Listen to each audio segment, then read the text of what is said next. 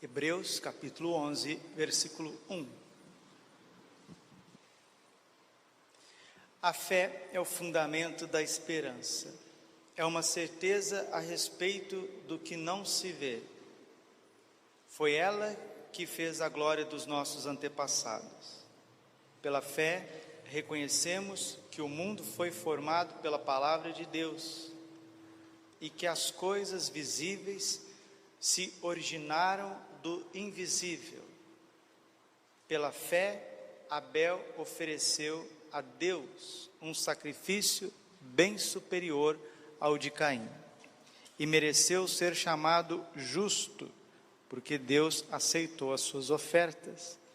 Graças a ela é que, apesar da sua morte, ele ainda fala.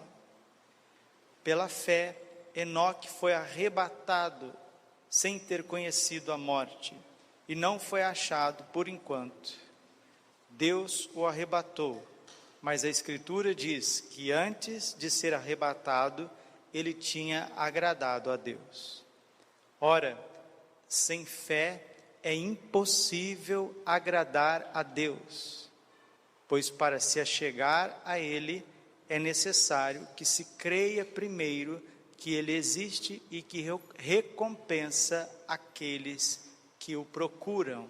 Palavra do Senhor. A fé é o fundamento da esperança. É a certeza a respeito daquilo que não se vê. Ora, sem fé é impossível agradar a Deus. A virtude da fé é um dom.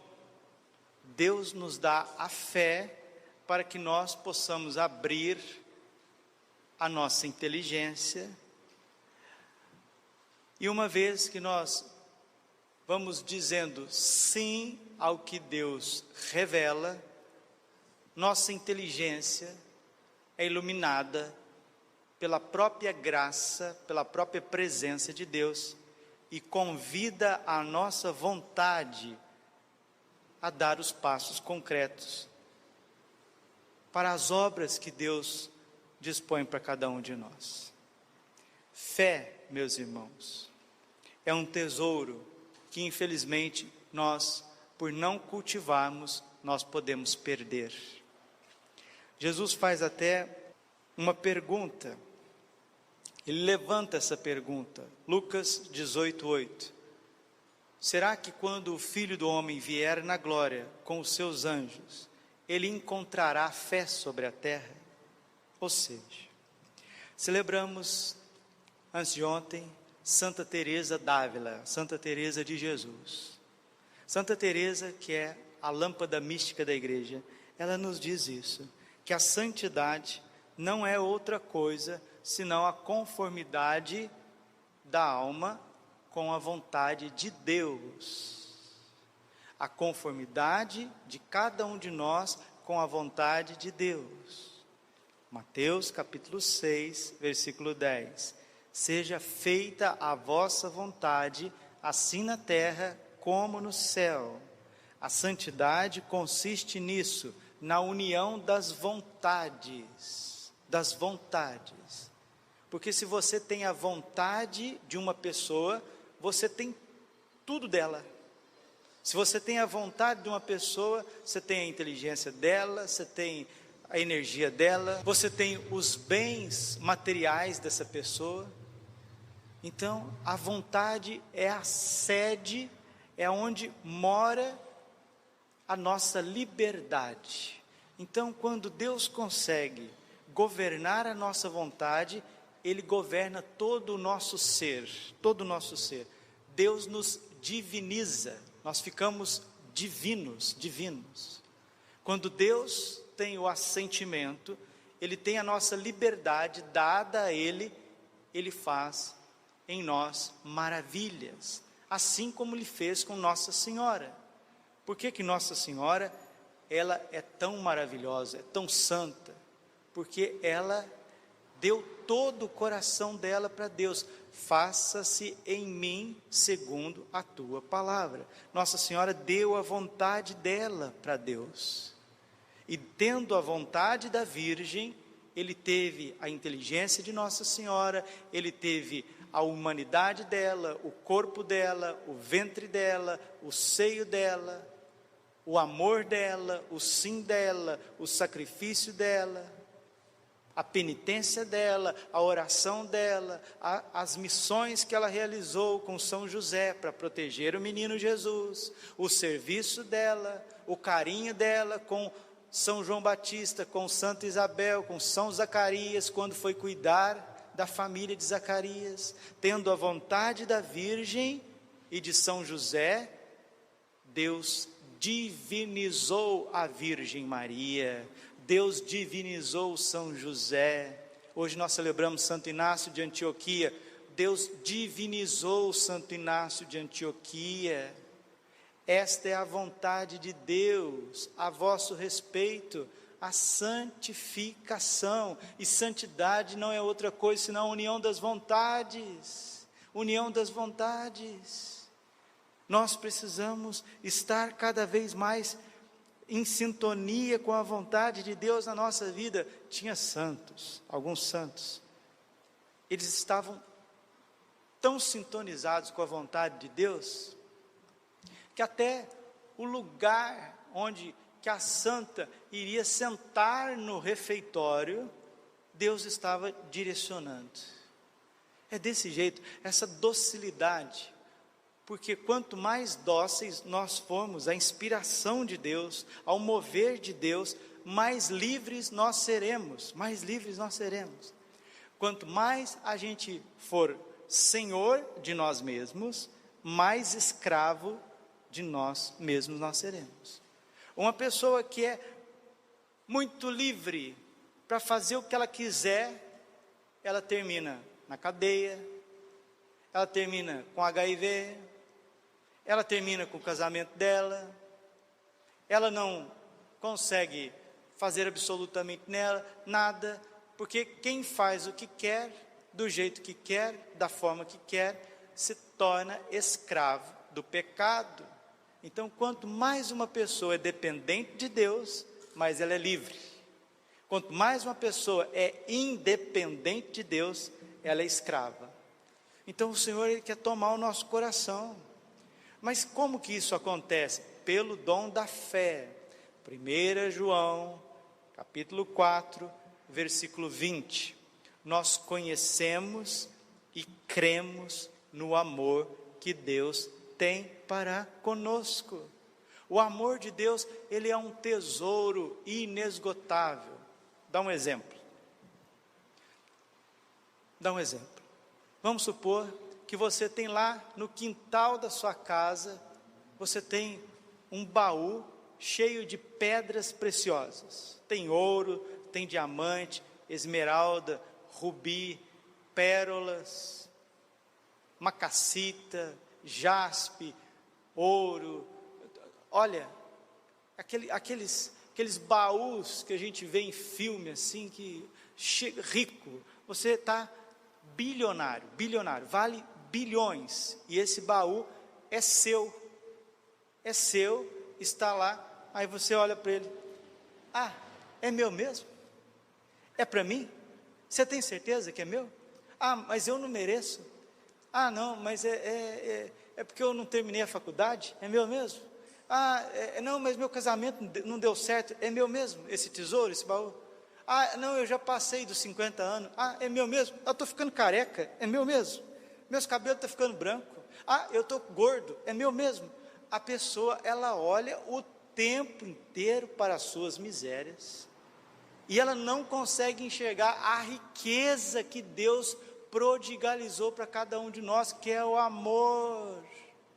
O amor de Deus é para você, o céu é para você. São João da Cruz, né? Deus é meu, o céu é meu, os anjos são meus, a Virgem é minha, os santos são meus, tudo é meu, a Eucaristia é minha, tudo é nosso, tudo é para nós. Deus deu de graça, Deus é rico em misericórdia, Ele quer doar, Ele quer se entregar. E as pessoas, porque olham demasiadamente para a sua história ferida, olha para a sua realidade física, psicológica, histórica, espiritual, as pessoas vão perdendo a noção da grandeza que nos espera a cada dia, em cada comunhão. Nós vamos perdendo a noção que Deus, Ele opera todos os dias na nossa alma para nos santificar. Então, queridos, a fé é que nos conecta ao amor, né? Ou seja, esse tesouro, ele é meu, esse baú está à minha disposição, eu posso gastá-lo, posso doar, posso fazer o que quiser, posso depositar, posso transferir, posso investir. Então a chave que abre esse baú para eu poder usufruir dessa riqueza incomensurável, a chave que eu vou ter acesso a esse tesouro. Sem a chave, o baú continua fechado, não tem jeito de quebrar, não tem jeito de serrar, porque o baú é mágico. É só com a chave que eu consigo abrir. E se eu não tenho chave, eu tenho esse tesouro riquíssimo, mas eu não posso usar, eu não posso fazer absolutamente nada dele. É isso que acontece com os cristãos que não têm fé. O amor de Deus, a força de Deus, a eternidade é tudo para nós, só que eu não tenho fé, porque eu olho só para as minhas misérias, olho para a miséria da minha família, das pessoas que estão ao meu redor, as dificuldades dos tempos, as notícias e etc. E nós vamos perdendo essa riqueza, nós vamos ficando cada vez mais materialistas, nós vamos nos animalizando. A fé é o fundamento da esperança, é a certeza a respeito do que não se vê. Você não viu Jesus ainda face a face, você não viu Nossa Senhora ainda face a face, você ainda não viu o seu anjo da guarda, você ainda não viu a beleza, o esplendor do paraíso, você ainda não viu a renovação deste mundo pelo triunfo do coração imaculado de Maria. Mas se você ficar calculando, se você ficar pensando demais, Santo Tomás de Aquino, ó, santidade não é pensar muito, mas amar muito. Isso que é santidade. As pessoas pensam demais e voltam e vai e vem e fica pensando e fica matutando e fica calculando, aí começa a ter medo do futuro, antecipa aquilo que não acontece ainda. Aí foi pela fé que Deus fez a glória dos nossos antepassados. Pela fé reconhecemos que o mundo foi formado pela palavra de Deus e que as coisas visíveis se originaram do invisível. Tudo que existe, concreto, palpável, foi feito do invisível, do próprio Deus, que é Espírito perfeitíssimo. Pela fé, Abel ofereceu a Deus um sacrifício bem superior ao de Caim. Por que Abel deu mais? Porque ele já tinha coisas para receber? Não, porque ele creu no amor de Deus. Deus é bom, eu quero oferecer para Ele o que eu tenho de melhor. Então pela fé, ele deu o que ele tinha. E mereceu ser chamado justo, porque Deus aceitou as suas ofertas. Graças a ela, a fé, é que apesar de sua morte, ele ainda fala. Pela fé, Enoque foi arrebatado sem ter conhecido a morte, e não foi achado, por enquanto Deus o arrebatou, mas a Escritura diz que antes de ser arrebatado, ele tinha agradado a Deus. Versículo 6 de Hebreus. Ora, sem fé é impossível agradar a Deus, pois para se achegar a Ele é necessário que se creia primeiro que Ele existe e que recompensa aqueles que o procuram. A igreja nada mais é do que aquela fábrica da fé. A igreja está na terra para fabricar, entre aspas, a fé, a esperança e a caridade. Se a igreja perde a fé, a esperança e a caridade, ela se torna, como disse Nossa Senhora em Salete, pasto de Asmodeu, pasto de demônios. Não serve para mais nada. Serve para se tornar a sede do anticristo, como disse Nossa Senhora em Salete. Então, o que está em jogo é a fé, meus irmãos. É a fé. A fé, a esperança e a caridade. E como que a gente mantém a fé? Nós mantemos a nossa fé através disso que nós estamos fazendo. Meditando a palavra de Deus, porque a palavra de Deus, ela é viva e ela é eficaz e ela gera em nós o próprio Deus. Nós temos fé quando nós reconhecemos os nossos pecados, fazemos uma boa confissão, recebemos absolvição e naquele momento da absolvição é infundido a graça santificante que nós perdemos pelo pecado mortal. E Santo Tomás de Aquino diz que a graça que Deus derrama no momento da confissão é mais forte do que a criação do universo inteiro. Fé. Pela fé, nós vamos crescer na fé quando nós viemos à Santa Missa para adorar o corpo e o sangue de Jesus, para mergulhar a nossa vida no sacrifício de Jesus, para fazer da missa verdadeiramente o mistério pascal. A vida de Jesus, a minha vida. A paixão de Jesus, o sofrimento de Jesus, a minha paixão, o meu sofrimento. A morte de Jesus, a minha morte. O sepultamento de Jesus, o meu sepultamento. A ressurreição do Senhor, a minha ressurreição. A glorificação do nosso Senhor Jesus Cristo, a minha glorificação. Jesus que subiu aos céus, foi para onde é o lugar definitivo de cada um de nós. Também a minha alma se apresentará diante de Deus para prestar conta de tudo aquilo que eu fiz na minha vida ou deixei de fazer. Santo Afonso de Ligório diz que quando nós morrermos, vai abrir 2 livros na nossa frente, 2 livros. O primeiro da nossa consciência, o segundo dos santos evangelhos. A consciência é o que nós deveríamos fazer, o que nós não deveríamos fazer. A consciência avisou, não faça isso. E o evangelho é o que nós deveríamos fazer. Quando o mundo vai perdendo a fé, e o mundo já não tem fé mais, e é o nosso curso, vamos recapitular um pouquinho o que nós já trilhamos até aqui. Começamos falando de Nossa Senhora no projeto de Deus, a Virgem diante do Pai, a Virgem diante do Filho, e o papel de Nossa Senhora diante do Espírito Santo. Depois nós vimos como que Deus se serve de Nossa Senhora para a santificação das almas. E vimos que o papel da Virgem Maria, no fim dos tempos, ou seja, antes desta renovação de todas as coisas, será muito singular, porque Deus triunfará neste mundo através de Nossa Senhora. Isso foi a primeira aula. Na segunda aula, nós fizemos um panorama histórico pelas mensagens de Nossa Senhora, desde Nossa Senhora de Guadalupe até as atualíssimas mensagens de Medjugorje, que Deus vem atuando nesta terra há 5 séculos através de Nossa Senhora, com as suas aparições, com as suas mensagens, preparando o retorno de nosso Senhor Jesus Cristo, um retorno nos corações que São Luís Grignon de Montfort chama de reino de Maria, ou reino do Espírito Santo, que Nossa Senhora em Fátima disse que é o seu triunfo do coração imaculado.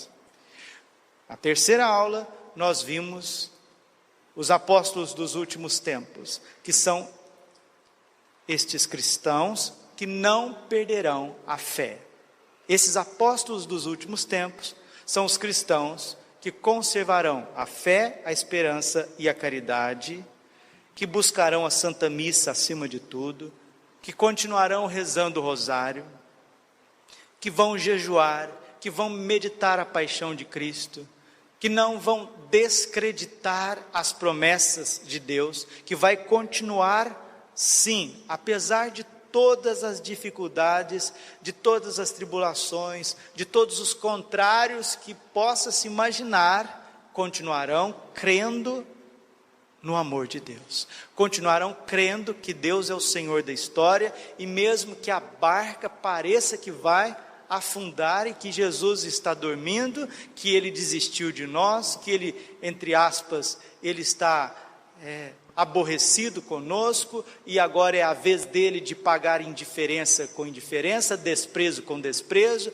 Agora Deus resolveu ser indiferente conosco, Deus resolveu ser ingrato conosco, Deus resolveu nos desprezar, porque é isso que Satanás vai jogar na mente e no coração de muitos, e já está jogando, e já está buzinando, já está vociferando na mente e no coração de muitos, que Jesus é um grande indiferente com as nossas dores, com os nossos problemas, que nós o desprezamos a vida inteira, agora é a vez dele nos desprezar.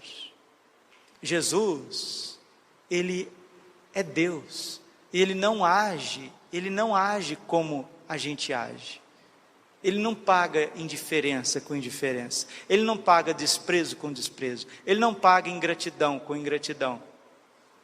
Se o Senhor está em silêncio, se o Senhor parece que está dormindo e deixando as agitações desta vida, e deixando que as águas deste mundo, como no sonho de Dom Bosco, essas águas encapeladas desse mar agitado, comece a entrar dentro da barca que é a igreja e assustar muitos, é porque nós que não fomos fiéis, nós que não vigiamos, nós que não guardamos a fé, nós que infelizmente fomos fazendo da tecnologia, da psicologia, das coisas materiais o nosso Deus, nós que fomos fazendo da ciência o nosso Deus, das filosofias, das faculdades, dos cursos, dos relacionamentos, dos recursos científicos, nós que fomos esterilizando as mulheres, esterilizando os homens, fazendo pesquisas com os embriões, trabalhando de forma desonesta com a ciência, fazendo uma política sem Deus, afastando Deus das universidades, afastando Deus da política, afastando Deus da liberdade das pessoas. A Europa está acabada, acabou a Europa. O ateísmo vigora em toda a Europa, com raríssimas exceções de um lugar ou de outro. O ateísmo, o homem europeu médio, ele não quer saber de Deus, ele não quer saber de Jesus Cristo. E isso nós vimos na terceira aula, que começou com a Revolução Protestante, encabeçada por Martinho Lutero, passando pela Revolução Francesa, culminando no comunismo, e agora nós estamos vivendo 2020, onde o ser humano está sendo colocado de lado, e no lugar do ser humano está sendo colocado a máquina. O protagonismo agora é a máquina, é a internet, é o mundo cibernético. O homem está sendo deixado de lado. E quem irá resistir a todas essas revoluções, essas ondas e essas investidas do mal? Quem irá resistir a isso? Quem não perderá a fé?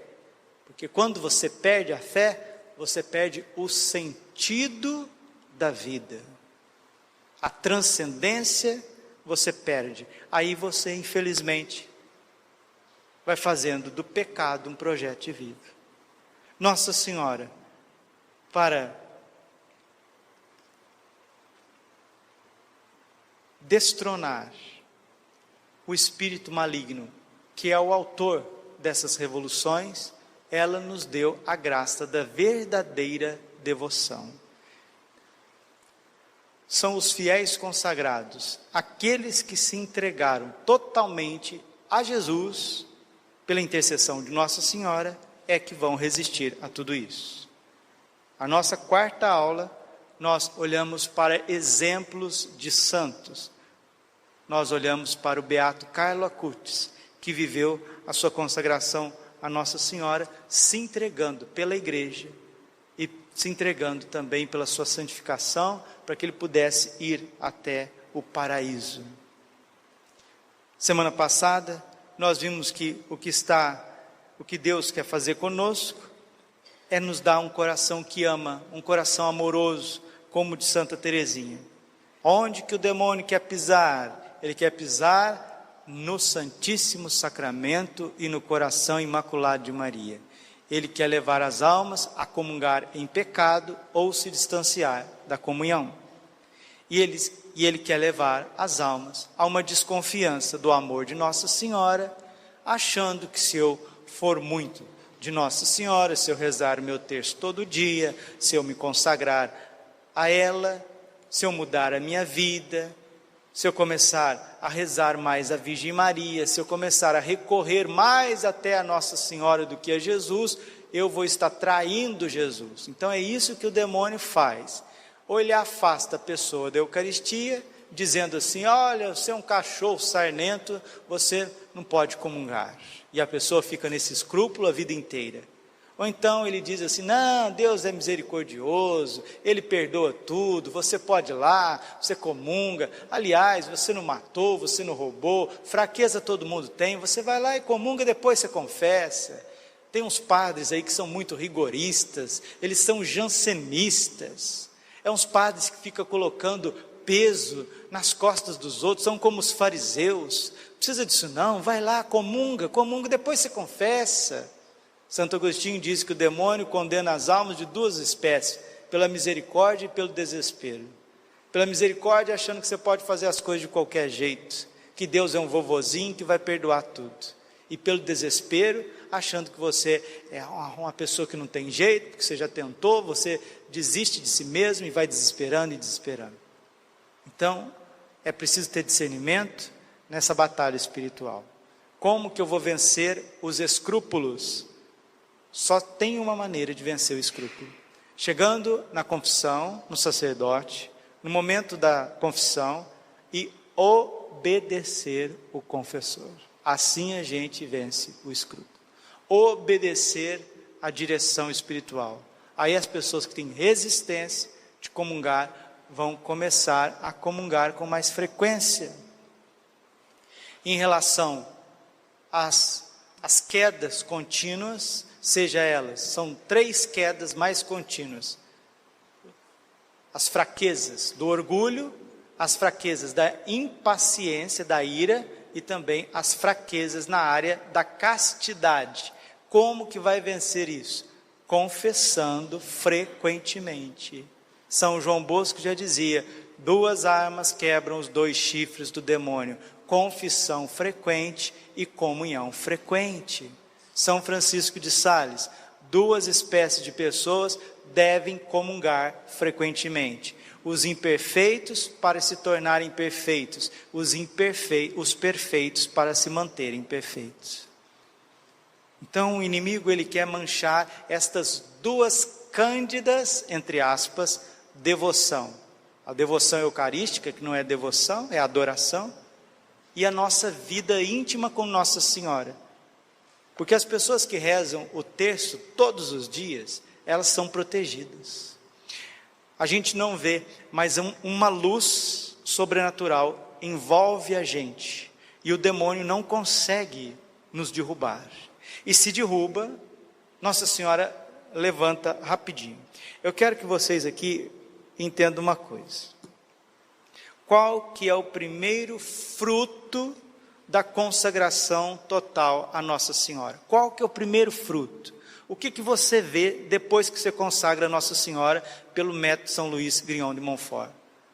Você cria um nojo, um asco, uma aversão ao pecado que é impressionante. Você não suporta mais o pecado. Você não consegue ficar mais numa vida indiferente. Você não consegue mais... Não tem jeito. Nossa Senhora, ela cria uma hostilidade entre a graça e o pecado, como está em Gênesis capítulo 3, versículo 15. Tu lhe esmagará a cabeça e ela te ferirá o calcanhar. Colocarei ódio entre a mulher e a serpente. Qual que é a descendência da mulher? A graça. Ave Maria, cheia de graça. É a igreja. Descendência da mulher somos nós. Deus colocou um asco, um ódio, um abismo entre a descendência da mulher e a descendência da serpente. Qual que é a descendência da serpente? O pecado. O protestantismo é descendência da serpente. O iluminismo maçônico é descendência da serpente. O comunismo ateu, genocida, descendência da serpente. O coronavírus, essa crise 2019, 2020, isso é descendência da serpente. Deus dá para nós um discernimento interior, que você não se deixa levar pelas conversinhas alheias. Você tem discernimento. Acontece aquilo que está na primeira carta aos Coríntios, capítulo 2, versículo 14. O homem natural não entende as coisas de Deus, não aceita as coisas de Deus, porque para ele isso é loucura, ao passo que o homem espiritual julga todas as coisas e não é julgado por ninguém. Porque o que move é o Espírito Santo, o que move é a graça. Então, o primeiro fruto da consagração total a Nossa Senhora é um distanciamento do pecado. E se a gente cai no pecado, Nossa Senhora nos levanta através do nosso anjo da guarda em fração de minutos. A pessoa não consegue ficar um dia sem se confessar. Acontece um dissabor, alguma coisa na parte da manhã, olha, na hora do almoço já está confessando, à tarde, à noite já está comungando. Agora, quem não tem uma verdadeira devoção a Nossa Senhora, o pecado enraiza no coração dessas pessoas. Elas ficam procrastinando, ficam postergando a confissão, ficam pensando, a hora que elas vão ver, elas estão todas enlamaçadas no pecado. Aí fica difícil porque o vício já está enraizando, fica difícil porque o escrúpulo já está enraizando. Então a verdadeira devoção a Nossa Senhora, ela acende em nós assim, de forma mística, sobrenatural, uma forma graciosa, um horror ao pecado, inclusive os pecados veniais, aquelas preguiças, aquelas tristezas, aquelas impaciências, aquelas coisas, aquela falta de atenção das coisas, né? A tibieza. O que é a tibieza? As coisas espirituais ficam todas pesadas, a pessoa, tudo ela tem dificuldade. Para ler a Bíblia, ela não consegue ler Bíblia, não consegue rezar o texto, não consegue fazer adoração. Mas no WhatsApp, Nossa Senhora, se passa horas e horas. Churrasquinho, horas e horas. Conversa de futebol, conversa de homem, quando começa a conversar com outro homem, aí é 3, 4 horas que a conversaiada fiada, e aí não para mais. Mas na hora de rezar, na hora de buscar, de arrumar as coisas, de organizar as coisas, de pensar, de dialogar, não sai. Mesmo sendo batizado, mesmo sendo crismado, mesmo que já fez primeira comunhão, mesmo que venha na missa, mesmo que serve na missa, é um cristão carnal, carrega um caminhão de mudança nas costas. Mas com a consagração total, isso muda. E muda de uma forma muito perceptível, visível, muda muito. Então vamos para o número 92. Sinais da falsa devoção e da verdadeira devoção. Os falsos devotos e as falsas devoções à Santíssima Virgem Maria. 92. Conheço 7 espécies de falsos devotos e falsas devoções, a saber, os devotos críticos. Os devotos críticos são ordinariamente sábios, orgulhosos, espíritos fortes e que se bastam a si mesmo. No fundo, tem alguma devoção à Santíssima Virgem Maria, mas criticam quase todas as práticas de devoção que as almas simples tributam singela e santamente a esta boa mãe, porque não condizem com a sua fantasia. põe em dúvida todos os milagres e narrações referidas por autores dignos de crédito ou tiradas das crônicas de ordens religiosas e que testemunham as misericórdias e o poder da Santíssima Virgem. Vêm com desgosto, pessoas simples e humildes ajoelhadas diante de um altar ou de uma imagem da Virgem, talvez no recanto de uma rua, para ir rezar a Deus. Acusam-nas até de idolatria, como se estivesse a adorar a madeira ou a pedra. Dizem, quanto a si, não gostam dessas devoções exteriores e que não são tão fracos de espírito que vão acreditar em tantos contos e histórias que correm a respeito da Santíssima Virgem. Quando lhes referem os louvores admiráveis que os santos padres tecem a Nossa Senhora, ou respondem que isso é exagero, ou explicam erradamente as suas palavras. Essa espécie de falsos devotos e de gente orgulhosa e mundana é muito para temer e causam imenso mal à devoção a Nossa Senhora, afastando eficazmente dela o povo sobre o pretexto de distribuir abusos. Quem que são os devotos críticos? São os teólogos. É gente que diz entender de religião, tanto no âmbito protestante, como também tem até padres que não suportam Nossa Senhora. Tem padres, infelizmente, a gente fala isso com dor no coração, que a vida do padre é combater a devoção a Nossa Senhora. Infelizmente tem muito disso, e não é só padre não, é gente mais alta também. Infelizmente, são devotos críticos. Segundo, devotos escrupulosos. Os devotos escrupulosos são pessoas que temem desonrar o filho honrando a mãe, rebaixar um ao elevar o outro. Não podem suportar que se prestem à Santíssima Virgem louvores muito justos, tais como os santos padres lhe dirigem. Não toleram, senão, contrariados, que haja mais pessoas de joelhos diante de um altar da Virgem Maria do que diante do Santíssimo Sacramento. Uma vez São Luís entrou na igreja e foi saudar a imagem de Nossa Senhora. Aí saiu uma pessoa, foi atrás dele: olha, quando o senhor entrar na igreja, o senhor tem que ajoelhar para o sacrário, viu? Ele falou: meu filho, antes dele estar naquele sacrário lá, ele esteve nesse sacrário aqui. Eu saúdo a Virgem Maria, sim. E São Bernardo sempre saudava Nossa Senhora. Passava perto de uma imagem de Nossa Senhora e dizia: Ave Maria, Ave Maria. Sempre ele fazia isso no mosteiro. Um dia passado corrido, ele não saudou Nossa Senhora. Nossa Senhora olhou para ele: Ave Bernardo, Ave. Saudou São Bernardo.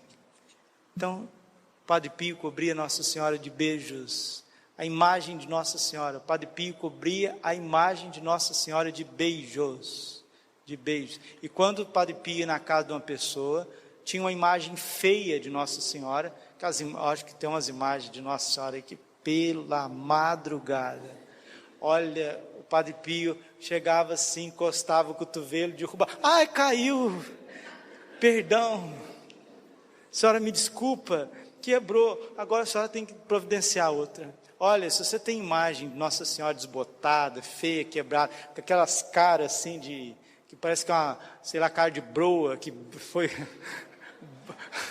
sei lá, o que aconteceu. Esses dias eu vi uma imagem e falei: gente, o que aconteceu? Será que passou rolo compressor nessa imagem?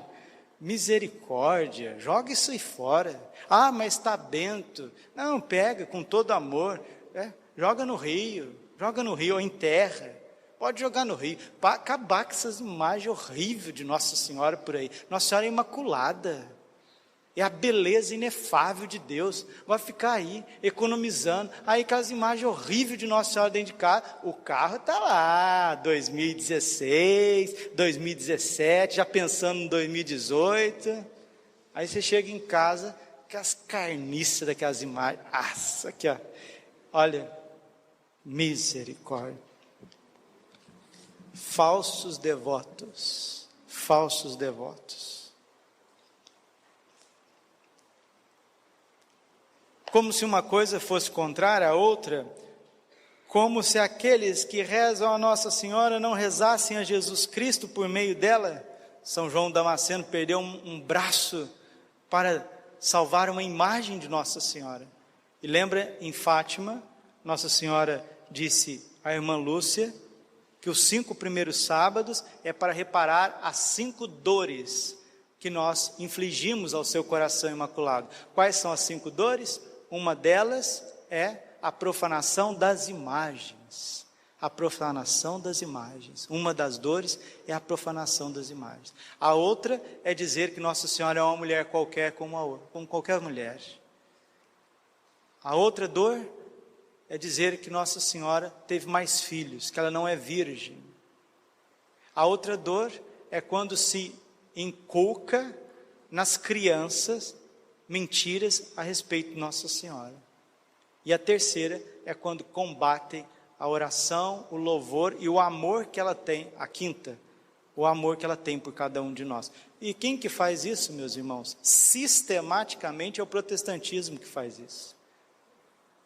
Não tenho nada contra os protestantes, nada, absolutamente nada contra os protestantes. Tem até irmãos protestantes que têm até mais retidão do que católico, mas a doutrina protestante é um vômito dos demônios na face da terra, um vômito. Mas Nossa Senhora vai esmagar a cabeça desse demônio herético com o milagre de Garabandal. No dia do milagre de Garabandal, Nossa Senhora falou para Conchita que os bons protestantes se tornarão cristãos, a Rússia ortodoxa se converterá ao catolicismo.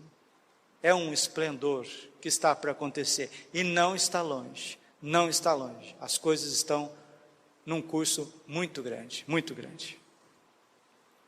Então, os devotos escrupulosos, né? Talvez você vai encontrar muito deles por aí, se você não for um deles, né? Talvez você seja um desses escrupulosos, críticos, e Deus quer dar uma limpada total no nosso coração.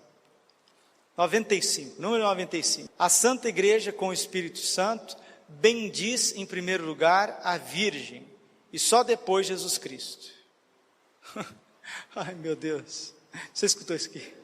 A Santa Igreja com o Espírito Santo bendiz em primeiro lugar a Virgem, e só depois Jesus Cristo. Bendita sois vós entre as mulheres, e bendito o fruto do teu ventre, Jesus. O primeiro louvor do céu e da igreja não foi para Jesus, foi para a Virgem, porque é lógico. Jesus, para ele vir a nós, ele teve que se encarnar no coração de Nossa Senhora. Não é que Maria seja mais que Jesus ou igual a ele. Dizê-lo seria uma heresia intolerável. Maria é uma criatura, mas perfeitamente bendizer Jesus Cristo. É preciso louvar antes Nossa Senhora. Digamos, pois, com todos os verdadeiros devotos da Santíssima Virgem e contra esses falsos devotos escrupulosos: ó Maria bendita, sois vós entre as mulheres a mais bela, e bendito é o fruto do teu ventre. Terceiro, devotos exteriores.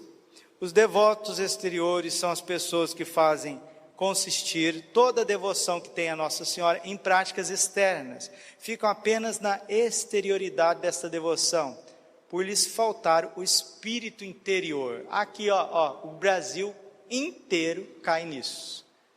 O Brasil precisa começar a ser devoto de verdade de Nossa Senhora, não somente de forma exterior. Os devotos exteriores é porque eles não têm vida de oração, não conseguem ter vida de oração. Aí vai banalizando a devoção a Nossa Senhora.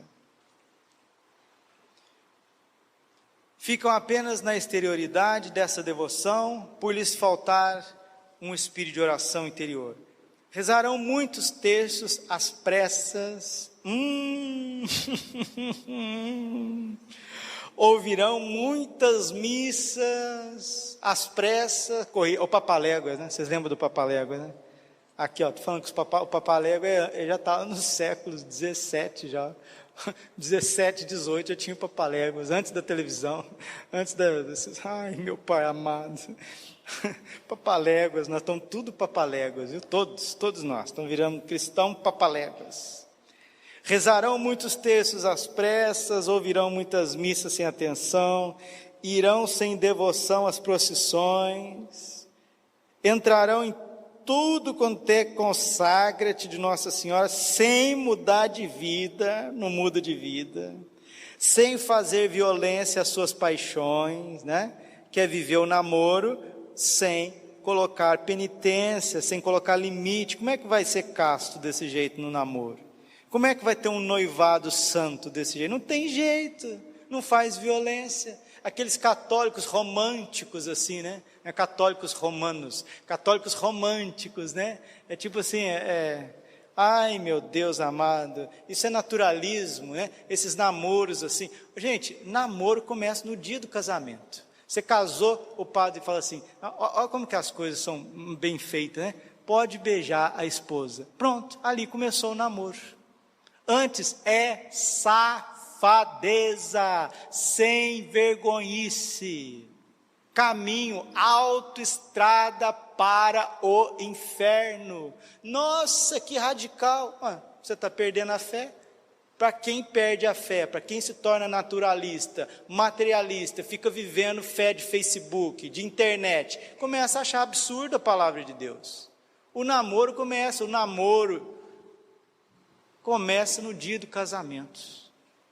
Sempre foi assim, sempre será. Mas só que nós estamos convertendo Deus. Nós vamos ensinar Deus a ser Deus daqui para frente. Sabia? Nós somos iluminados. Nós somos cristãos modernos. Nós vamos ensinar como que as coisas têm que ser. Então São Luís está falando que tem gente que quer ser devoto de Nossa Senhora, mas não quer fazer violência, Usa 450 correntes, põe corrente no pulso, corrente no pescoço, escapulário, medalha milagrosa, medalha de 2 cruzes, 3 cruzes, 10 cruzes.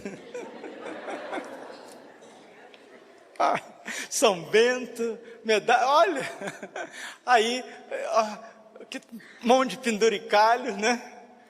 Nada contra o véu, nada contra a saia, e usa a saia assim, que vai lá na esquina, e põe roupa e faz as coisas, aí na hora de deixar a namorada em casa, fica com Deus, Deus abençoe, até amanhã na missa. Aí começa aquela conversação mole, não evita a ocasião do pecado, não tem disciplina, não guarda o celular na hora certa. Meu pai amado. Vamos lá. Aí depois tem uma turma que começa a criticar a consagração, criticar os padres que promovem a devoção. E aí nós estamos enrolados, né? Porque dá contra-testemunho. 96. Só apreciam o que há de sensível na devoção, sem atender o que tem de sólido. Olha, tem muito disso. O Padre Francisco escreveu o livro dele, né?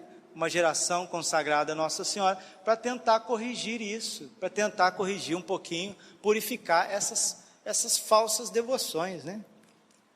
Se não experimentam prazer sensível nas suas práticas, julgam que já não fazem nada, desorientam-se, abandonam tudo ou fazem as coisas precipitadamente. Você conhece gente assim? Ai. O mundo está cheio dessa espécie de devotos exteriores e não há ninguém como eles para criticar as almas de oração. É desse jeito.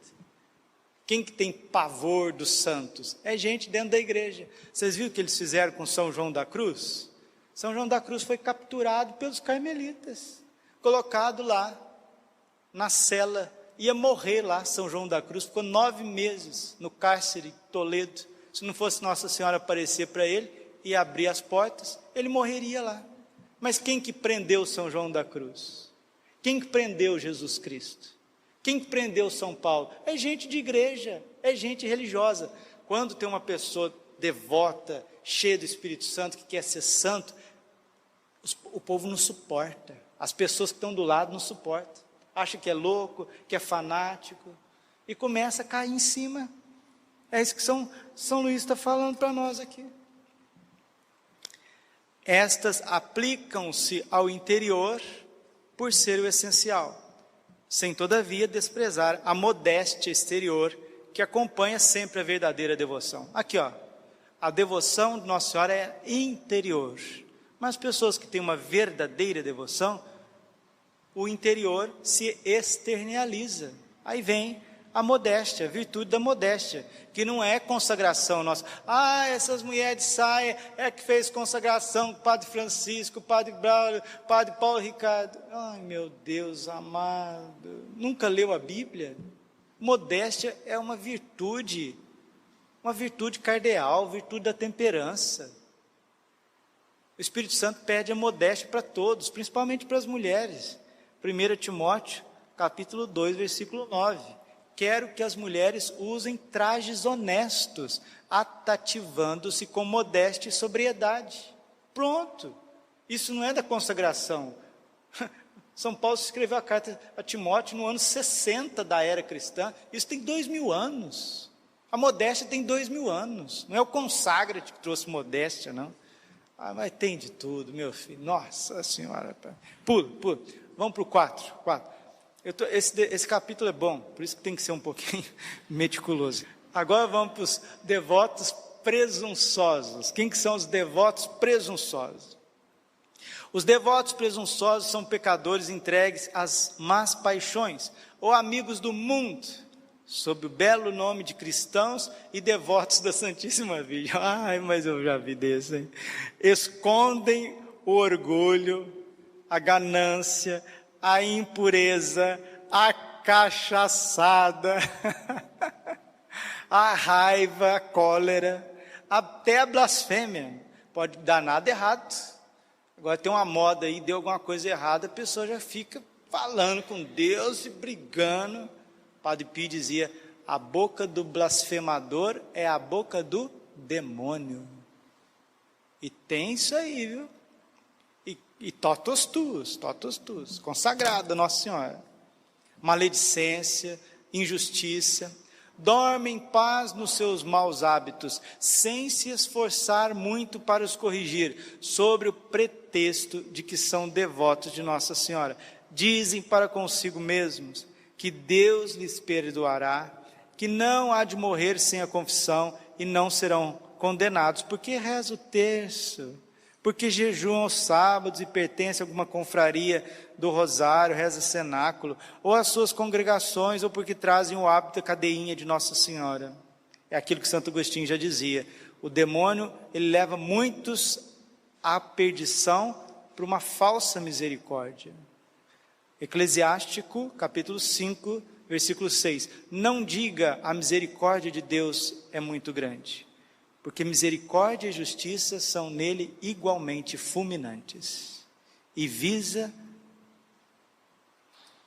castigar os pecadores. Deus não pode brincar com Deus, não.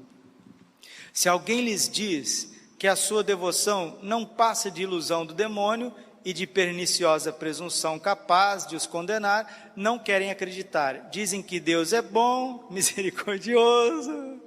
Eu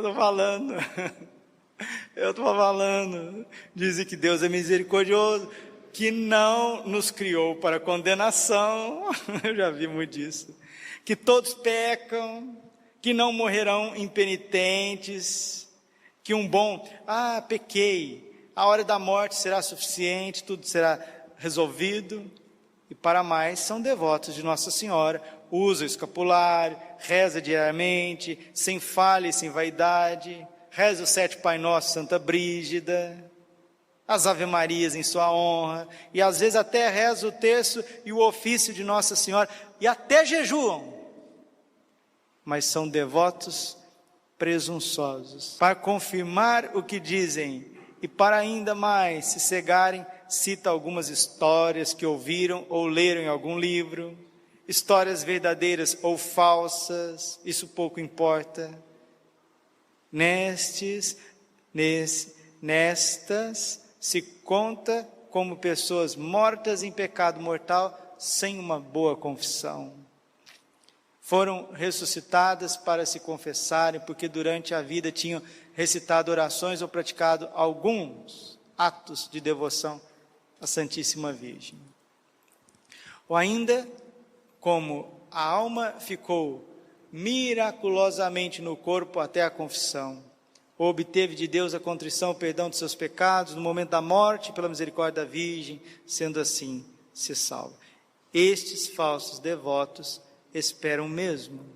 Nada é tão prejudicial no cristianismo como essa presunção diabólica. O que São Luís está colocando aqui?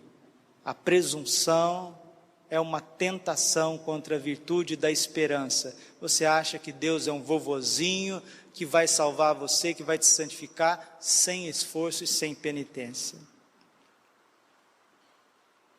Pois poder-se-á dizer com verdade que se ama e honra a Santíssima Virgem quando se fere, transpassa, crucifica e ultraja Jesus Cristo novamente.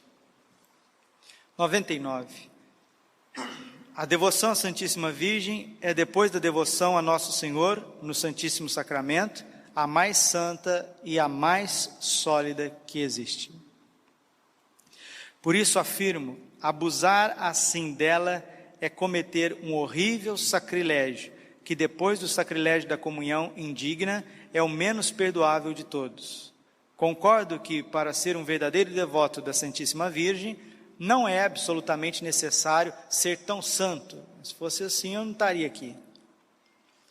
Que se evite todo pecado, se fosse assim, nós não estaríamos aqui. Embora isso fosse de desejar, mas pelo menos é preciso, e note-se bem o que vou dizer. Vamos lá. Ser um bom devoto de Nossa Senhora. Primeiro, o que está escrito aí? Ter uma sincera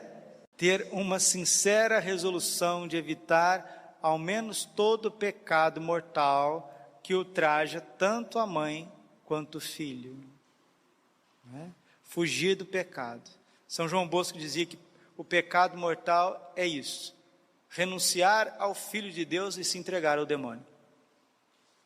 Isso é o pecado mortal. Estou cansado de Jesus, não aguento mais. Oh, Satanás, meu amigo, vamos curtir, vamos passear. Isso é pecado mortal. Renunciar ao Filho de Deus e se entregar ao demônio. Segundo, primeiro, afastar o pecado mortal. Segundo, fazer violência contra si mesmo para evitar o pecado, Sem luta, não tem progresso na vida espiritual. Mateus 11:12. Desde os tempos de João Batista até os dias atuais, o reino dos céus é arrebatado à força e são os violentos que o conquistam. Jó 7:1. É uma luta a vida do homem sobre a terra. 1 Timóteo 6:12. Combatei o bom combate da fé. Mateus 26:41. Vigiai e orai, porque o espírito está pronto, mas a carne é fraca. Apocalipse 2:10. Sê fiel até a morte, eu te darei a coroa da vida. Então, se esses cristãos mornos e de qualquer jeito, isso não traz luz, não.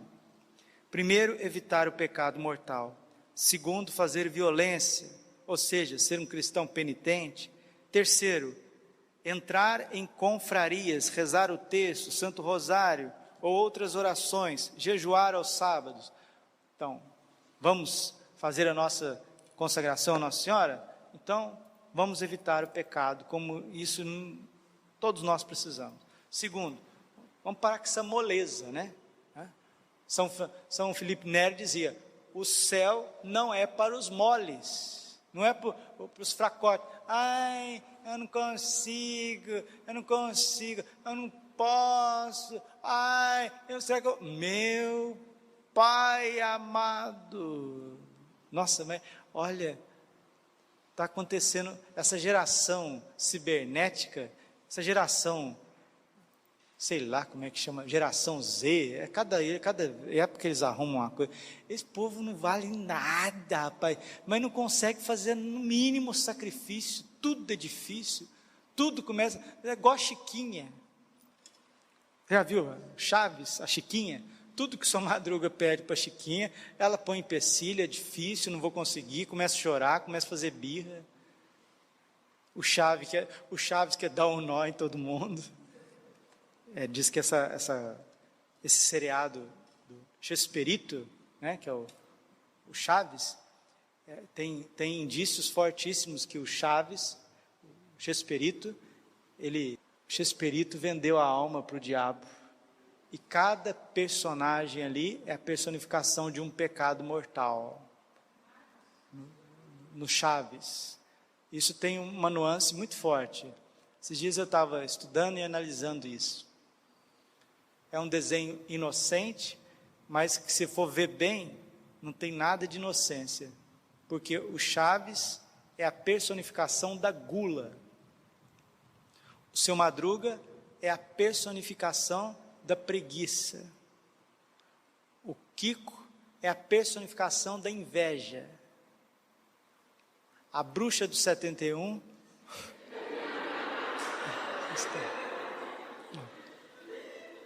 é a personificação da vaidade, porque ela tinha sido Miss, né?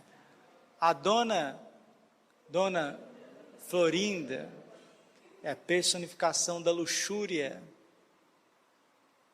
Ela com o Seu Madruga lá, aquele negócio lá, é a personificação da luxúria. O Seu Barriga é a personificação da avareza, Então, cada personagem, e aquilo não tem esperança, não sai dali. É um ciclo sem esperança, onde acontecem as mesmas coisas. Aquela vila é um lugar que não sai para lugar nenhum. E quando sai um pouquinho, volta de novo e começa. Há indícios que esse senhor vendeu a sua alma ao diabo para que tivesse esse... É uma teoria, mas que tem pertinência. Tem muita pertinência. Muita pertinência. 1 João 5,19. Não se espantem, viu? Não se espantem. Porque o mundo inteiro jaz sobre o poder do maligno. O mundo inteiro. Aquele desenho em Caverna do Dragão é a mesma coisa. É um mundo sem esperança. É um maniqueísmo, que o bem e o mal convivem juntos eternamente. E nós estamos condenados a viver junto com o mal eternamente. O bem e o mal eternamente. Então vamos terminando. Os devotos presunçosos, nós já vimos. Então, 3 condições para ser um devoto autêntico de Nossa Senhora: evitar o pecado mortal, fazer um pouco mais de esforço na nossa vida e estar ligado a um grupo de Passio Domini, um grupo de cenáculo, né, um grupo de oração. Estar ligado a um grupo para não ficar sozinho na vida espiritual. Devotos inconstantes. Os devotos inconstantes são aqueles que praticam alguma devoção à Santíssima Virgem, a intervalos e por capricho. Ora são fervorosos, ora são tíbios, ora parecem dispostos a fazer tudo para servir Nossa Senhora, ora, e pouco depois, já não parecem mais os mesmos. É aquelas pessoas que ficam naquela mornidão total, aí quando acontece, aparece um padre, um vinho de verde, aí sai tudo correndo. São católicos de evento. Aí tem um evento, é fervoroso. Não tem evento, parece uma lesma. Fica arrastando dia e noite, sem cessar. Devotos inconstantes. Devotos de evento, de pregador. Vai atrás de pregador, dia e noite, só corre atrás de pregador. Não tem vida interior. Não tem vida interior, porque não se dedica no dia a dia. Porque não faz penitência, porque não se une a um grupo. Ele até precisa de um grupo sério, sólido, para rezar junto. E continua. A princípio, abraçarão todas as devoções à Santíssima Virgem, entrarão em suas confrarias, mas logo depois já não praticarão as regras com fidelidade. Mudam como a lua, e Maria esmaga-os sob os seus pés como ao crescente, porque são volúveis e indignos de serem contados entre os servos desta Virgem fiel. estes têm a fidelidade e a constância por herança. Mais vale não se sobrecarregar com tantas orações e práticas de devoção e fazer pouco com amor e fidelidade a despeito do mundo, do demônio, da carne. Devotos hipócritas, há ainda outros devotos da Santíssima Virgem que são devotos hipócritas, cobrem os seus pecados e maus hábitos com a capa da Virgem fiel, a fim de passar pelo que não são aos olhos dos homens. Olha isso aqui também, viu? Olha, tá vendo, gente, como que o demônio... Olha, o demônio não brinca, não. Então ele vai...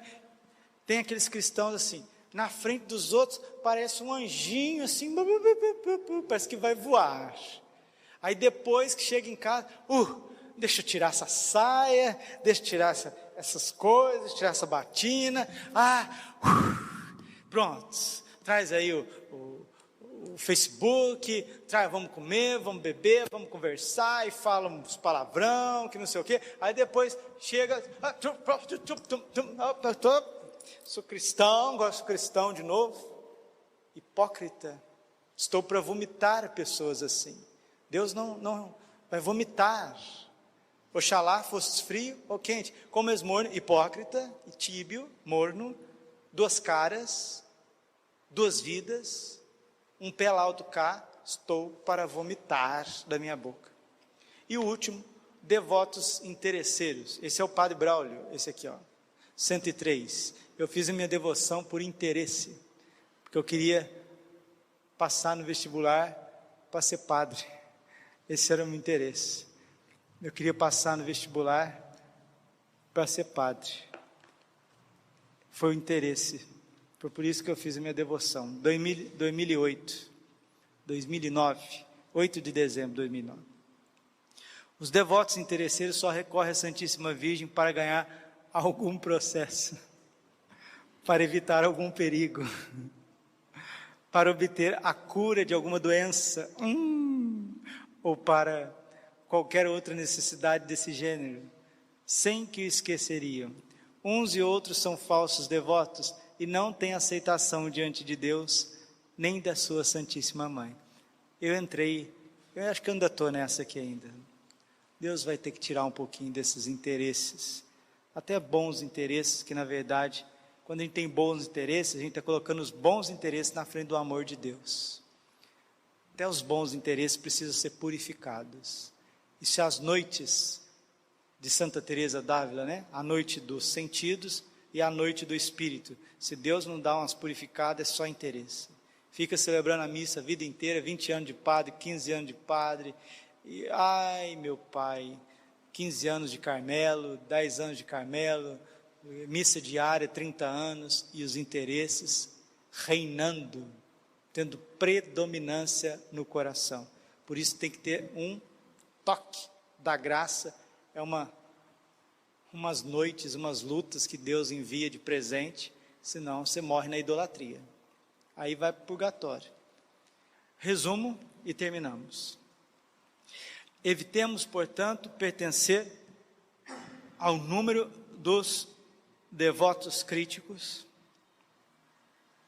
que não acreditam em nada e criticam tudo, dos devotos escrupulosos, que temem ser demasiado devotos da Santíssima Virgem, por respeito para com o Senhor Jesus Cristo. O Papa João Paulo II disse que ele entrava nessa categoria, quando ele era seminarista, depois Nossa Senhora converteu. Dos devotos exteriores, que fazem consistir toda a sua devoção em práticas externas, aqueles que esquecem da vida interior e fica só com as coisas exteriores. As coisas exteriores são importantes, sim, mas com equilíbrio. Os devotos presunçosos, que ao abrigo da sua falsa devoção à Santíssima Virgem, apodrecem nos seus pecados. Dos devotos inconstantes, que por leviandade variam as suas práticas de devoção ou as deixam completamente à menor tentação. Dos devotos hipócritas, duas caras, eu venho na igreja, eu venho toda modesta, eu vou passear no shopping com a minha amiga, nossa senhora, que chique, né? Estou rezando na igreja, eu sou um padre maravilhoso. Meu dia de férias, amém.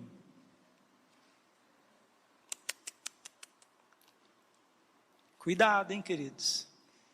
Cuidado. Hipócritas que entram em confrarias e usam as cadeinhas da Virgem a fim de passar por bons e finalmente dos devotos interesseiros. Isso aqui é mais complicado, porque tem muito interesse, bom interesse dentro do nosso coração. Mas os bons interesses não podem estar acima da bondade de Deus, do sumo bem. Aqui vai ter que ter uma purificação mais forte. Mas calma, vamos devagarzinho. Deixa que Nossa Senhora toma conta. Que só recorrem à Santíssima Virgem para ser livres dos males do corpo e obter os bens temporais. Aí vale tudo, desde engravidar, desde arrumar o presbitério, vale tudo, todos os bons interesses, que acabam tomando o lugar de Deus. Ai, ficar curado, mas é para servir a igreja.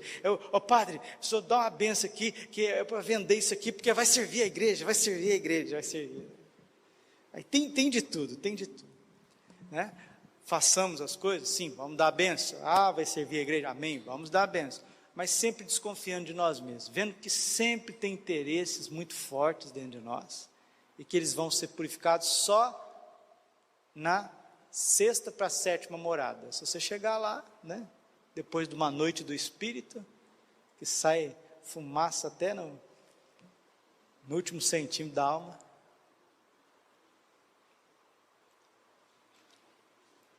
tá bom. Vamos continuar a ler o tratado.